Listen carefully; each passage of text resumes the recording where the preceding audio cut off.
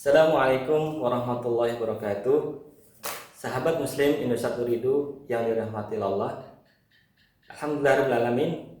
Pertama-tama marilah kita panjatkan puji syukur kepada Allah Subhanahu wa taala yang hanya atas segala nikmat dan karunia-Nya Allah masih memberikan kesempatan bagi kita untuk mendapatkan bulan Ramadan di tahun ini. Salam salam tak lupa kita sampaikan kepada junjungan kita Nabi besar Muhammad sallallahu alaihi wasallam beserta para keluarga, para sahabat, dan para penerusnya hingga akhir zaman. Sahabat Muslim Indonesia Turidu yang dirahmati Allah, pada kesempatan kali ini saya ingin menyampaikan sebuah kisah yang luar biasa. Kisah ini ada dalam sebuah hadis Ibnu Majah, Sahih insyaallah. Kisah ini disampaikan oleh sahabat Nabi yang masuk dalam 10 sahabat yang dijamin masuk surga, yaitu sahabat Thalhah bin Ubaidillah. Sahabat Thalhah bin Ubaidillah menceritakan, ada 2 orang laki-laki dari kabilah Bali yang menemui Rasulullah dan masuk Islam. Lalu kedua orang laki-laki tersebut menjalankan syariat Islam dan beribadah sesuai dengan ajaran Allah dan Rasulullah. Akan tetapi dari kedua lelaki tersebut, lelaki pertamalah yang lebih serius atau lebih bersungguh-sungguh dalam menjalankan ibadah kepada Allah Subhanahu wa taala. Lalu pada suatu saat lelaki pertama ini berperang di jalan Allah, menerima seruan untuk berjihad, dan qadarullah dalam perang tersebut lelaki yang pertama mati syahid.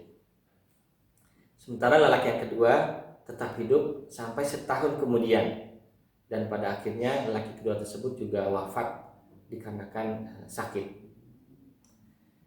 Sahabat Muslim satu ridho yang dirahmati Allah, lalu Thalhah bin Ubaidillah bermimpi pada suatu malam menemui atau berjumpa dengan 2 orang laki-laki dari kabilah Bali tersebut yang telah wafat. Pertemuannya terjadi di dekat pintu surga. Lalu dari arah pintu surga datanglah seorang malaikat dan memanggil di antara kami bertiga. Yang dipanggil pertama kali adalah laki yang kedua yang wafat 2 tahun setelah laki pertama. Laki kedua dipanggil, lalu setelah itu malaikat memanggil lelaki pertama. Dan yang terakhir malaikat memanggil Thalhah, akan tapi malaikat berkata, Thalhah, kamu belum saatnya untuk masuk surga. Lalu di keesokan harinya Thalhah bin Ubaidillah menceritakan mimpi tersebut kepada para sahabatnya, dan para sahabatnya tidak percaya akan cerita tersebut. Kenapa?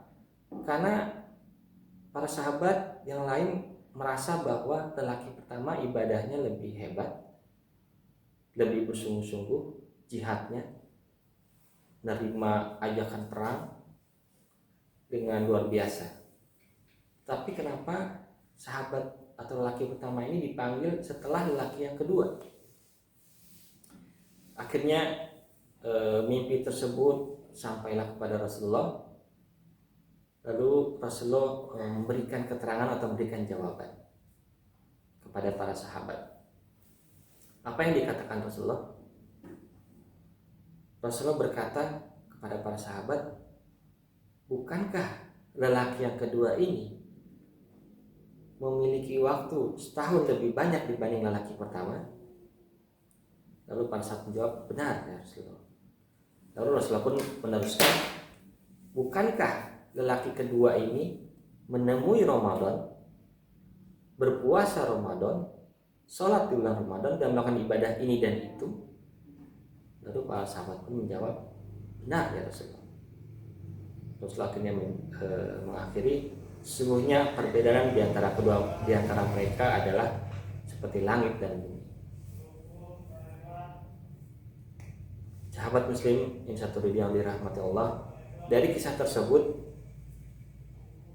kita bisa mengambil hikmah bahwa sesungguhnya Allah telah memberikan kesempatan waktu yang luar biasa bagi kita umat Islam. Dan bagi umat Islam, khususnya umat Nabi Muhammad, diberikan keutamaan yang lebih dibanding umat yang lain, yaitu bisa menikmati bulan Ramadan, dan di dalamnya ada Lailatul Qadar yang lebih baik dari 1000 bulan. Nah, disitulah umat Islam, umat Nabi Muhammad bisa memanfaatkan ibadah tersebut dengan sebaik-baiknya. Jika bisa memanfaatkan sebaiknya, maka ganjarannya sangatlah besar.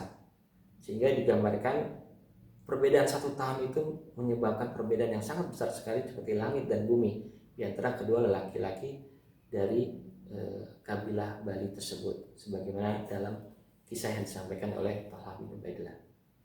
Untuk itu, mari kita semua sama-sama memanfaatkan waktu yang tersisa ya di penghujung Ramadan ini untuk bisa mengoptimalkan Ramadan dengan sebaik-baiknya, dengan ibadah, amal, sedekah, segala macam ya, mumpung kita diberikan kesempatan. Billahi taufiq wal hidayah. Wassalamualaikum warahmatullahi wabarakatuh.